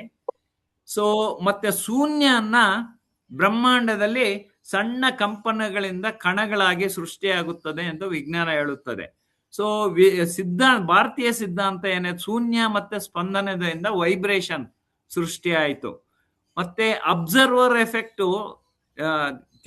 ವಿಜ್ಞಾನದ ಪ್ರಕಾರ ಒಬ್ಬರು ಗಮನಿಸುವವರೆಗೂ ಕಣಗಳು ಒಂದು ನಿರ್ದಿಷ್ಟ ರೂಪವನ್ನು ಪಡೆದುಕೊಳ್ಳುವುದಿಲ್ಲ. ಆದರೆ ಸಂಖ್ಯಾಶಾಸ್ತ್ರ ಅಂದ್ರೆ ಭಗವದ್ಗೀತೆ ಪ್ರಕಾರ ಪುರುಷ ಮತ್ತೆ ಪ್ರಕೃತಿಯಿಂದ ಅಂತ ಹೇಳ್ತದೆ. ಓಕೆ, ಬ್ರಹ್ಮನ ಒಂದು ದಿನ ಇಂತಹ 71 ಮಹಾಯುಗಗಳು ಸೇರಿದ್ರೆ ಒಂದು ಮನ್ವಂತರ ಆಗುತ್ತದೆ. ಅಲ್ಲಿ ಅಂದ್ರೆ 14 ಮನ್ವಂತರಗಳು ಸೇರಿದ್ರೆ ಬ್ರಹ್ಮನಿಗೆ ಒಂದು ಹಗಲು. ಸೊ ಇವೆಲ್ಲ ನಮ್ಗೆ ಆಕ್ಚುಲಿ ಈ ನಮ್ಮ ಥಿಯಾಸಫಿಯಲ್ಲಿ ಎಲ್ಲ ಸಿಗ್ತದೆ. ಯಾಕಂದ್ರೆ ತ್ರೇತಾಯುಗ, ಕಲಿಯುಗ, ದ್ವಾಪರ ಯುಗ, ಈ 3 ಯುಗಗಳು ಕೃತಿಗ ತಗೊಂಡ್ರೆ 17,28,000 ಮಾನವ ವರ್ಷಗಳು. ತ್ರೇತಾಯುಗ ಬಂದು 12,96,000 ಮಾನವ ವರ್ಷಗಳು. ದ್ವಾಪರ ಯುಗ 8,64,000 ಮಾನವ ವರ್ಷಗಳು. ಕಲಿಯುಗ ಬಂದು 4,32,000 ಮಾನವ ವರ್ಷಗಳು. ಸೊ ಇದು ಒಂದು ಮಹಾಯುಗ. ಅಂದ್ರೆ ಈ 4 ಯುಗಗಳು ಸೇರಿದ್ರೆ ಒಂದು ಮಹಾಯುಗ ಅಂತ ಹೇಳ್ಬೋದು. ಕಲ್ಪ ಅಂದ್ರೆ ಬ್ರಹ್ಮನ ಒಂದು ಹಗಲು. ಸೊ ಆ ರೀತಿ ಒಂದು ರಾತ್ರಿನೂ ಇರ್ತದೆ. ಸೊ ಬ್ರಹ್ಮನ ಆಯುಷು ಎಷ್ಟು ಅಂದ್ರೆ, ಬ್ರಹ್ಮನ ಆಯುಸ್ಸು ಸೃಷ್ಟಿ ವಿಸ್ತರಣೆ ಆದರೆ ರಾತ್ರಿಯಲ್ಲಿ ಇನ್ನೊಂದು ಅಂದ್ರೆ ಈ 100 ಯುಗಗಳು ಸೇರಿದ್ರೆ ಬ್ರಹ್ಮನ 100 ವರ್ಷಗಳು ಸೇರಿದ್ರೆ ಒಂದು ಬ್ರಹ್ಮನ ಆಯುಸ್ಸು ಅಂತ ನಮ್ಮ ಥಿಯಾಸಫಿಯಲ್ಲಿನೂ ಹೇಳ್ತದೆ. ವಿಜ್ಞಾನದಲ್ಲಿನೂ ಅದೇನ್ನೇ ಹೇಳ್ತಾ ಇದೆ. ಓಕೆ, ಇದನ್ನ ಟೇಬಲ್ ಮುಖಾಂತರ ಹೇಳ್ತಾ ಇದ್ದಾರೆ. ಇಲ್ಲಿ ಭಾರತೀಯ ಕಾಲಗಣನೆ ಪ್ರಕಾರ ವಿಶೇಷವಾಗಿ ಸತ್ಯಯುಗದಲ್ಲಿ ಸತ್ಯ ಮತ್ತು ಶಾಂತಿಯ ಒಂದು ಸುವರ್ಣ ಯುಗ ಅಂತ, ತ್ರೇತಾಯುಗ ಶ್ರೀರಾಮನ ಅವತಾರ, ಮತ್ತೆ ದ್ವಾಪರ ಯುಗ ಕೃಷ್ಣನ ಅವತಾರ, ಕಲಿಯುಗ ಬಂದು ಪ್ರಸ್ತುತ ಈಗ ನಡೀತಾ ಇರುವಂತಹ ಒಂದು ಆಧುನಿಕ ಯುಗ ಅಂತ. ಸೊ ಇಲ್ಲಿ ಮತ್ತೆ ಅಗೈನ್ ವಿಶ್ವನ್ನ ತರಿಸ್ತಾ ಇದ್ದೀನಿ. ಈಗಾಗಲೇ ಡಿಸ್ಕಸ್ ಮಾಡಿದ್ದೀನಿ. ಇದು ನಮ್ಮ ಸೀಕ್ರೆಟ್ ಡಾಕ್ಟ್ರಿನ್ ಮತ್ತೆ ನಮ್ಮ ಆಧುನಿಕ ವಿಜ್ಞಾನ ಇವೆರಡನ್ನೂ ತುಲನಾತ್ಮಕವಾಗಿ ನಾವು ತಗೊಂಡ್ರೆ ವಿಶ್ವದ ಮೂಲ ಏನು ಅಂದ್ರೆ ಥಿಯಾಸಫಿಕಲ್ ಪ್ರಕಾರ ಅದು ಅಪರಿಮಿತ ಚೇತನ, ಅದನ್ನ ಪರಬ್ರಹ್ಮ ಅಂತೀವಿ. ವಿಜ್ಞಾನದಲ್ಲಿ ಅದನ್ನ ಸಿಂಗುಲಾರಿಟಿ ಅಂತೀವಿ. ಆ ಸಿಂಗುಲಾರಿಟಿ ತುಂಬಾ ಹೆವಿಯೆಸ್ಟ್ ಮತ್ತೆ ಅತ್ಯಂತ ಉಷ್ಣತೆಯುಳ್ಳ ಒಂದು ಬಿಂದು. ಸೃಷ್ಟಿಯ ಆರಂಭ ಯಾಕೆ, ನಮ್ಮ ಥಿಯಾಸಫಿ ಸೃಷ್ಟಿಯ ಆರಂಭ ಯಾಕೆ ಹೆಂಗಾಯ್ತು ಅಂದ್ರೆ ಅಲ್ಲಿ ಒಂದು ಶಕ್ತಿ ಇದೆ, ಅದು ನಿಗೂಢವಾದಂತಹ ಶಕ್ತಿ. ಆ ಶಕ್ತಿಯಿಂದ ಕಂಪನಗಳಾಗಿ ಸೃಷ್ಟಿ ಉತ್ಪತ್ತಿ ಆಯ್ತು ಅಂತ.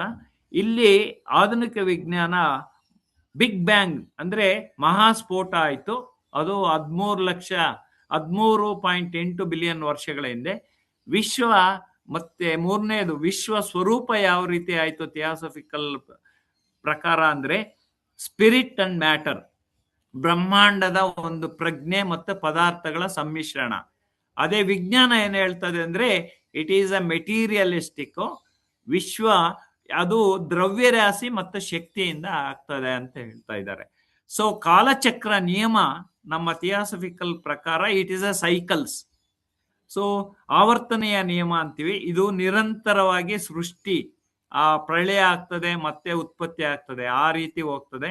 ಬಟ್ ವಿಜ್ಞಾನ it is a big bang.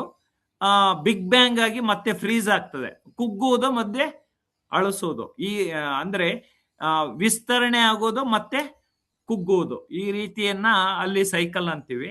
So ಜೀವದ ಹುಟ್ಟು ಥಿಯಾಸಫಿಕಲ್ ಪ್ರಕಾರ ಒಂದು ಚೇತನ, ಒಂದು ದಿವ್ಯವಾದ ಚೇತನ, ಅದು ಭಗವಂತನು ಮಾಡಿರೋದು. ಸೊ ಅದಕ್ಕೆ ಅದು ಚೇತನ ಒಂದು ಮ್ಯಾಟರ್ಗೆ ಇಳಿತದೆ. ಅಲ್ಲಿ ಆಧ್ಯಾತ್ಮಿಕವಾಗಿ ಇನ್ವಲ್ಯೂಷನ್ ಮತ್ತೆ ಎವಲ್ಯೂಷನ್. ಇಲ್ಲಿ ವಿಜ್ಞಾನ ಏನ್ ಹೇಳ್ತದೆ, random, it is a random, ಆಕಸ್ಮಿಕವಾಗಿ ಆಗಿರುವಂತದ್ದು. ಇದು ರಾಸಾಯನಿಕ ಕ್ರಿಯೆಗಳು ಮತ್ತು ಜೀವಶಾಸ್ತ್ರದ ವಿಕಾಸದಿಂದ, ಅಂದ್ರೆ ಡಾರ್ವಿನ್ ಥಿಯರಿ ಇಲ್ಲಿ ಹೇಳ್ತಾ ಇದೆ. ಸೊ ಇದುವರೆಗೆ ಮಾಡಿರುವಂತ ಒಂದು ವಿಶ್ವ ಥಿಯಾಸಫಿ ಏನ್ ಹೇಳ್ತಾ ಇದೆ, ಮತ್ತೆ ಆಧುನಿಕ ವಿಜ್ಞಾನ ಏನ್ ಹೇಳ್ತಾ ಇದೆ. ಯಾಕೆಂದ್ರೆ ಇಷ್ಟು ಮಾಡೋದಕ್ಕೆ ಈಗಾಗಲೇ ಸಾಕಷ್ಟು ನಮ್ಮ ಇಸ್ರೋ ಸಂಸ್ಥೆ ಇರ್ಬೋದು, ಇಲ್ಲ ನಾಸಾ ಸಂಸ್ಥೆ ಇರ್ಬೋದು, ಜಪಾನು ಇಲ್ಲ ರಷ್ಯಾ ಸಾಕಷ್ಟು ಉಪಗ್ರಹಗಳನ್ನ ಬ್ರಹ್ಮಾಂಡಕ್ಕೆ ಕಳಿಸಿ ಸೂರ್ಯನ ಹತ್ರ ಇರ್ಬೋದು, ನಮ್ಮ ಬ್ರಹ್ಮಾಂಡ ಹತ್ರನೂ ಇರ್ಬೋದು. ಇದಲ್ಲದೇನೆ ನಮ್ಮ ಇನ್ನೊಂದು ವಿಶ್ವವನ್ನ ಛೇದನೆ ಮಾಡೋದಕ್ಕೆ ನಾವು ಏನು ಈಗಾಗಲೇ ಸೋಲಿಲ್ಲದ ಸರ್ದಾರ ಅಂತೀವಿ, ವಾಯೇಜರ್. ಸೊ ಇದು ಏನಂದ್ರೆ ಸುಮಾರು 24 ಬಿಲಿಯನ್ ಕಿಲೋಮೀಟರ್ ದೂರ ಈಗಾಗಲೇ ಮೂವ್ ಆಗಿ ಇದು ಒಂದು ನೌಕೆ. ಸೊ ಅದು ಇನ್ನ ನಿರಂತರವಾಗಿ ನಡೀತಾ ಇದೆ. ಸುಮಾರು ಅಂದ್ರೆ ನಮ್ಮ ಎಲ್ಲಾ ಗ್ರಹಗಳನ್ನು ದಾಟಿ ನೆಕ್ಸ್ಟ್ ಏನು ನಮ್ಮ ನಕ್ಷತ್ರ ಪುಂಜ ಇದೆ ಅದ್ರ ಹತ್ರ ಹೋಗ್ತಾ ಇರುವಂತಹ ಒಂದು ವೈಜ್ಞಾನಿಕವಾದ ಒಂದು ಉಪಗ್ರಹ. ಸೊ ಇನ್ನೊಂದು ವಾಯೇಜರ್ 2 ಅನ್ನು ಬಿಟ್ಟಿದ್ದಾರೆ. ಸೊ ಅಮೆರಿಕದವರು ನಮ್ಮದೇ ಆದಂತಹ ಒಂದು ಆದಿತ್ಯ 1 ಸೂರ್ಯನನ್ನ ಕಂಡುಹಿಡಿಯೋದಕ್ಕೆ, ಸೂರ್ಯನಿಂದ ಬರುವಂತಹ ಶಕ್ತಿ ಬೇರೆ ಬೇರೆ, ಆ ಸೂರ್ಯ ಯಾವ ರೀತಿ ರಚನೆ ಆಯ್ತು, ಆ ರೀತಿ ಬ್ರಹ್ಮಾಂಡಕ್ಕೆ ಸಾಕಷ್ಟು ಸೆಡ್ಡು ಹೊಡೆದು ನಾವು ಪ್ರಯೋಗಗಳನ್ನು ಮಾಡ್ತಾ ಇದ್ದೀವಿ. ಸೊ ಇನ್ನ ಮುಂದಿನ ಹಂತ ಇನ್ನೊಂದು ಗ್ರಹಗಳ ರಚನೆ, ಸೌರವ್ಯೂಹದ ರಚನೆ, ಮತ್ತೆ ನಮ್ಮ ಚಂದ್ರ, ಈ ರಚನೆಗಳ ಬಗ್ಗೆ ನನ್ನ ಮುಂದಿನ ಒಂದು ಉಪನ್ಯಾಸದಲ್ಲಿ ನಾನು ಹೇಳೋದಕ್ಕೆ ಇಷ್ಟಪಡ್ತಾ ಇದ್ದೀನಿ. ಯಾಕೆಂದ್ರೆ ಈಗಾಗಲೇ ಟೈಮ್ 8 ಗಂಟೆ ಆಗಿದೆ. ಈ ನಮ್ಮ ಸೌರ ಬ್ರಹ್ಮಾಂಡ ಯಾವ ರೀತಿ ಆಗಿದೆ, ನಮ್ಮ ಗ್ಯಾಲಾಕ್ಸಿಗಳು ಆಗೋದಕ್ಕೆ ಏನ್ ಕಾರಣ, ಮತ್ತೆ ಇವನ್ನೆಲ್ಲ ಯಾಕೆಂದ್ರೆ ಇಲ್ಲಿ ವಿಶ್ವ ಎರಡಿದೆ. ಒಂದು ಅಳತೆ ಮಾಡುವಂತ ಒಂದು ವಿಶ್ವ ಅಂದ್ರೆ ಮೆಜರಬಲ್ ಯೂನಿವರ್ಸ್, ಇನ್ನೊಂದು ಇಮ್ಮೆಜರಬಲ್ ಅಂದ್ರೆ ಮೆಜರ್ ಮಾಡೋದಕ್ಕೆ ಆಗುದಿಲ್ಲ. ಅಂದ್ರೆ ಈ ತರ ಪ್ಯಾರಲಲ್ ಅಂದ್ರೆ ಸಮಾನಾಂತರವಾದಂತಹ ಬ್ರಹ್ಮಾಂಡಗಳು ಇದೆ. ಸೊ ಅದನ್ನ ಮೆಜರ್ ಮಾಡೋದಕ್ಕೆ ಆಗೋದಿಲ್ಲ. ಸೊ ಆ ವಿಷಯವನ್ನ ಮತ್ತೆ ಇದೆಲ್ಲ ಮೆಜರ್ ಮಾಡೋದಕ್ಕೆ ರೇಡಿಯೋ ತರಂಗಗಳ ಮುಖಾಂತರ ಖಗೋಳ ವಿಜ್ಞಾನಿಗಳು ಸಾಕಷ್ಟು ಪ್ರಯತ್ನ ಮಾಡ್ತಾ ಇದ್ದಾರೆ. ಆ ವಿಷಯನು ನೆಕ್ಸ್ಟ್ ಕ್ಲಾಸಲ್ಲಿ ನಾನು ಹೇಳೋದಕ್ಕೆ ಇಷ್ಟಪಡ್ತಾ ಇದ್ದೀನಿ. ಇಷ್ಟು ಹೇಳಿ ನನ್ನ ಇಂದಿನ ಉಪನ್ಯಾಸವನ್ನ ಮುಕ್ತಾಯ ಮಾಡ್ತಾ ಇದ್ದೀನಿ. ಯಾರಾದ್ರೂ ಕ್ವಶನ್ಸ್ ಇದ್ರೆ, ಯಾಕೆಂದ್ರೆ ಇದು ಸೈಂಟಿಫಿಕ್ ಇರೋದ್ರಿಂದ ಸಾಕಷ್ಟು ಸಂಕೀರ್ಣನೂ ಇದೆ. ಅರ್ಥ ಮಾಡ್ಕೊಳ್ಳೋದಕ್ಕೆ ನಮ್ಮ ಫಿಸಿಕ್ಸ್ ಬ್ಯಾಕ್ ಗ್ರೌಂಡ್ ಇದ್ರೆ ಇದು ಸ್ವಲ್ಪ ಚೆನ್ನಾಗಿ ಅರ್ಥ ಆಗ್ತದೆ. ಫಿಸಿಕ್ಸ್ ಬ್ಯಾಕ್ ಗ್ರೌಂಡ್ ಇಲ್ಲ ಅಂದ್ರೆ ಸ್ವಲ್ಪ ಕಷ್ಟನೇ. ಯಾಕೆಂದ್ರೆ ಎಲೆಕ್ಟ್ರಾನು, ಪ್ರೋಟಾನು ಇವೆಲ್ಲ ಆ ಫಿಸಿಕ್ಸ್ ಬ್ಯಾಕ್ ಗ್ರೌಂಡ್ ಇಂದ ಬಂದಿರೋದ್ರಿಂದ ಆ ಒಂದು ಹಿನ್ನೆಲೆ ಇದ್ರೆ ಇದು ಸ್ವಲ್ಪ ಅರ್ಥ ಆಗೋದಕ್ಕೆ ಈಸಿ. ನಾನು ಸೈಂಟಿಫಿಕ್ ಆಗಿ ಹೇಳೋದಕ್ಕೆ ಇಷ್ಟಪಟ್ಟೆ. ಬಟ್ ನಮ್ಮ ಪುರಾಣಗಳು, ನಮ್ಮ ಥಿಯಾಸಫಿ, ಬ್ರಹ್ಮ ವಿಜ್ಞಾನ, ಗುಪ್ತ ವಿಜ್ಞಾನದಲ್ಲಿ ಬೇರೆ ಒಂದು ಅಂದ್ರೆ ಇದರದ್ದು ಈಕ್ವಲೆಂಟ್ ಅಲ್ಲಿ ಹೇಳಿದ್ದಾರೆ ಅಷ್ಟೇ. ಅಂದ್ರೆ ಇದು ನಮ್ಮ ಗುಪ್ತ ವಿಜ್ಞಾನದ, ಗುಪ್ತ ಶಾಸ್ತ್ರದಲ್ಲಿ ಏನಿದೆ ಅಂದ್ರೆ ಸೀಕ್ರೆಟ್ ಡಾಕ್ಟ್ರಿನ್, ಅದನ್ನ ವಿಜ್ಞಾನಿಗಳು ಈಗ ಕಂಡುಹಿಡಿಯೋದಕ್ಕೆ ಶುರು ಮಾಡಿದ್ದಾರೆ. ಬಟ್ ಎಲ್ಲ ಹೋಲಿಕೆ ಆಗ್ತಾ ಇದೆ. ಅಲ್ಲಿ ಏನ್ ಹೇಳಿದಾರೋ ಇಲ್ಲಿನೂ ಅದು ಹೋಲಿಕೆ ಆಗಿ ಅದು ಇದೆ ಅಂತ ಈಗ ಪ್ರೂವ್ ಮಾಡೋದಕ್ಕೆ ವಿಜ್ಞಾನಿಗಳು ಸಾಕಷ್ಟು ಪುರಾವೆಗಳು ಇದೆ.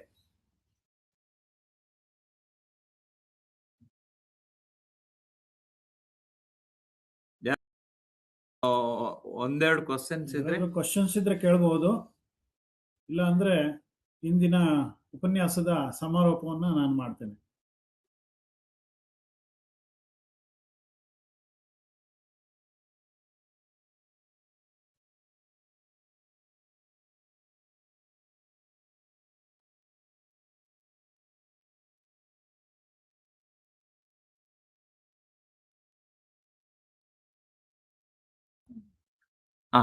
ಯಾರಾದ್ರೂ ಕ್ವಶನ್ಸ್ ಇದ್ರೆ ಕೇಳ್ಬೋದು.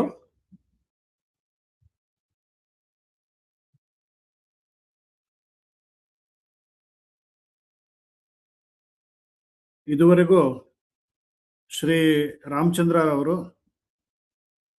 ಬ್ರಹ್ಮಾಂಡದ ಮೂಲ ರಚನೆ, ಒಂದು ವೈಜ್ಞಾನಿಕ ಹಿನ್ನೆಲೆ, ಇದರ ಬಗ್ಗೆ ಅತ್ಯಂತ ವಿವರವಾಗಿ ತಮಗೆ ತಿಳಿಸಿಕೊಟ್ಟಿದ್ದಾರೆ.